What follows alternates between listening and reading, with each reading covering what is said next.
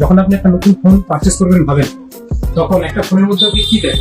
নিশ্চয়ই ভালো ফটোগ্রাফি, ভালো ব্যাটারি, ভালো একটু লুক হবে, ডিজাইন হবে, আপনি যেটা আপনার হাতে খুব সুন্দর মানাবে। এই সবগুলোই ফিচার্স যদি আপনি একটা ফোনের মধ্যেই পেয়ে যান, তাহলে কি হবে? তাই আপনাদের জন্য চলে এসেছে ওপোর একদম ডিমান্ডেবল সিরিজের, রেনো সিরিজের ডিমান্ডেবল প্রোডাক্ট, একদম নিউ লঞ্চ রেনো 16 সিরিজ।